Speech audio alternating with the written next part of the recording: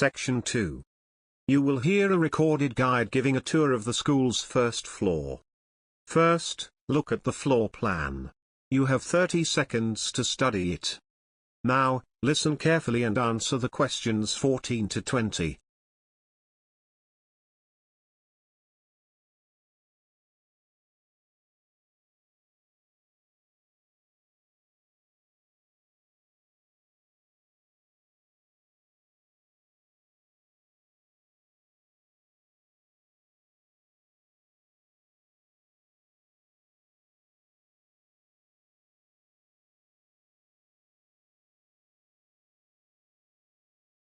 Welcome to the first floor of our school building.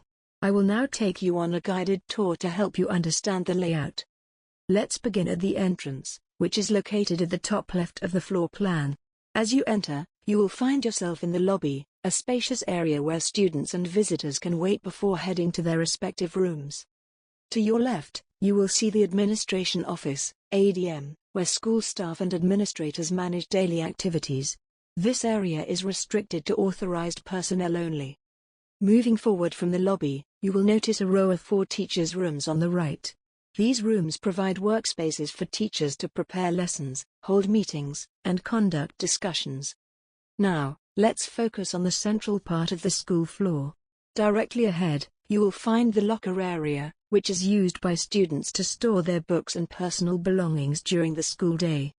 To the right of the locker area, there are several important facilities. First, there is a janitor's room, which is used for cleaning supplies and maintenance equipment. Next to it, you will find the canteen, where students can purchase food and drinks during breaks. Continuing further to the right, there is a library, where students can read, study, and borrow books. The library is a quiet zone, so students are expected to maintain silence while inside. Next, moving towards the bottom right of the floor plan, you will find a waiting room, which is mainly used by students who are waiting to meet teachers or staff members. Beyond the waiting room, there are 2 washroom facilities. On the far right, you will see the boys' toilet, and just below it, the girls' toilet.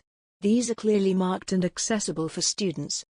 Now, let's move towards the top section of the floor plan, where the main teaching areas are located. The teaching room is divided into 3 large sections, equipped with desks and chairs for students.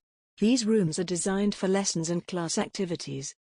Finally, there are multiple exits from the teaching rooms, providing easy access in and out of the area. That concludes our tour of the first floor.